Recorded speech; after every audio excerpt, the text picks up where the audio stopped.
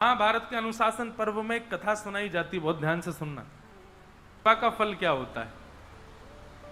तो भीष्म पितामह कहते हैं कि गौ सेवा का फल तो बहुत बात की बात है, गलती से गैया को छूने का फल क्या मिलता है मैं ये बता देता हूं, और उससे तुम अनुमान लगा देना कि गैया की सेवा का फल क्या होगा। तो अनुशासन पर्व में भीष्म पितामह कहते हैं कि जब व्यक्ति गलती से गैया को छू देता है, मतलब राह में गैया सामने से आ गई और आपने बचने के लिए केवल उसका स्पर्श कर दिया, जीवन में एक बार गलती से गैया छूने के स्पर्श का फल क्या होता है? देखिए,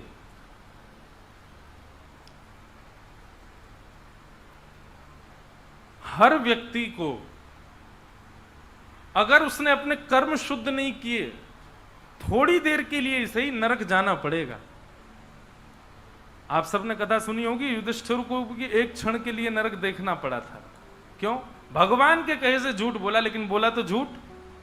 अच्छा, झूठ तो बोला, उसके बाद में ये और चिल्लाने लगे, बोले हाथी मरा है, अश्वत्थामा नहीं मरा है। भगवान ने वो बात अलग है कि उस समय शोर करवा दिया कि किसी को सुनाई ना दे, पर ठाकुर जी के कहने से झूठ बोला गया।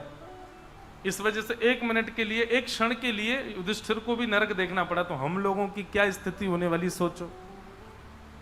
नरक तो जाना पड़ेगा, थोड़ी देर के लिए सही जाना तो पड़ेगा। इसलिए खूब भजन करो, खूब प्रार्थना करो कि नरक ना जाना पड़े। नरक बहुत बेकार होता है। लेकिन हमने शास्त्रों में एक बात पढ़ी है, आपको नरक कितनी देर के लिए जाना है? आपको एक क्षण के लिए नरक जाना है केवल। लेकिन नरक तो एक क्षण ही रुकना है, पर नरक जाने से पहले एक वैतरणी नदी पड़ती है, उसको पार करने के लिए ऐसा वर्णन करते हैं कि वैतरणी को पार करने में सामान्य से सामान्य व्यक्ति को बहुत तीव्रता से पार करेगा तो उसको भी 1000 वर्ष के आसपास लग जाते हैं वैतरणी पार करने में। मात्र इतनी खतरनाक वैतरणी नदी है, उसका कोई और छोर नहीं देखता, समुद्र की तरह है वो। और वैतरणी नदी में कोई जल नहीं है, वैतरणी नदी में खून की नदी है वो। वैतरणी नदी में मवाद बहता है, रक्त बहता है, दुर्गंध इतनी गंदी आती है कि कोई वहां खड़ा नहीं हो सकता। उसको पार करना पड़ता, 1000 वर्ष लगते हैं तब जाके नरक पहुंचता है व्यक्ति। 1000 ना भी लगते हों हम लोगों के पुण्यों के हिसाब से हमको, लेकिन हम खड़े भी क्यों हों ऐसी दूषित नदी के किनारे? बिना वैतरणी पार किए नरक नहीं जाता। और वैतरणी पार करने में आपको कोई यम के दूत सहायता नहीं करेंगे, आपको ही डूब करके तैर के पार करनी पड़ेगी, तभी आप नरक जाओगे। फिर नरक में आपको 1 मिनट, 2 मिनट, 1 क्षण, 2 क्षण, 1 हफ्ता, 2 हफ्ता, 15 दिन, 20 दिन, महीना, 1.5 महीना, साल, 2 साल, 10 साल, पाप के अनुसार आपको वहां रुकना पड़ेगा। लेकिन नरक से ज्यादा बुरी वैतरणी है। भीष्म पितामह कहते हैं, व्यक्ति जब गलती से गैया का स्पर्श कर देता है और जब वो अपने पाप को भोगने के लिए नरक जाता है, तब वैतरणी के तट पर सुरभि गैया आकर के अपनी पूंछ उसको पकड़वा देती है और कहती है, ये 1000 वर्ष में पार करने वाली नदी हम तुमको क्षण भर में पार करा देंगे। और वो गैया अपनी पूंछ पकड़वा करके वैतरणी पार करा करके उसको नरक छोड़ देती है। अब नरक में 15-20 दिन, महीना, 1 महीना, जितना भी उसको भोगना है, केवल नरक का भोग भोगेगा। ये जबरदस्ती वैतरणी का भोग नहीं भोगना पड़ता गैया को गलती से छूने से। सोचो, अगर कोई व्यक्ति नित्य मन बना करके प्रेम से, भाव से जाकर के गैया का स्पर्श करे,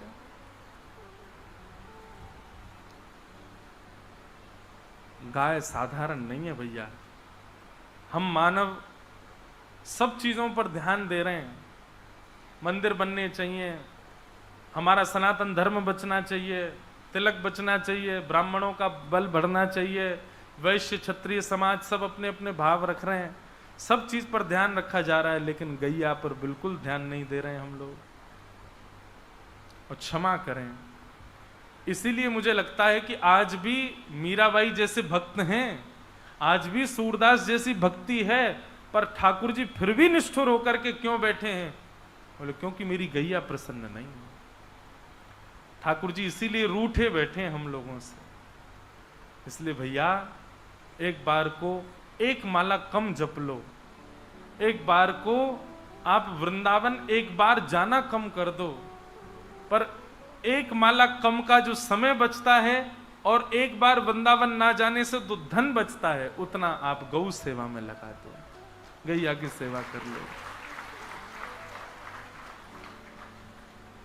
गैया की बात होती है ना, तो मैं देखता हूं श्रोताओं को, आधे लोग तो यूं सुनते हैं, आधे लोग यूं सुनते हैं, आधे लोग यूं सुनते हैं, उनको सीरियसनेस आती नहीं गैया के नाम पर याद रखिएगा, जब तक आप गैया के लिए सीरियस नहीं हो गए, गैया के लिए आपके मन में प्रेम नहीं आएगा। ये प्रमाण है कि जिसको गाय प्रिय लगती है, समझो ठाकुर जी को वो प्रिय लगता है, और जिसको गैया प्रिय नहीं लगती ना, ठाकुर जी जैसे फिर आप जाते हो ना ठाकुर जी के आगे, तो ठाकुर जी भी फिर यूं ही सुनते हैं। जैसे आप गैया के लिए होते, वैसे ठाकुर जी आपके लिए हो जाते हैं। लेकिन जो गैया से प्रेम करने वाला जाता है, ठाकुर जी भी यूं सुनते हैं, हाँ गैया का प्रेमी आया है, मेरी गैया का प्रेमी आया है। तो ठाकुर जी नित्य गौ सेवा करते हैं, द्वारिका में भी।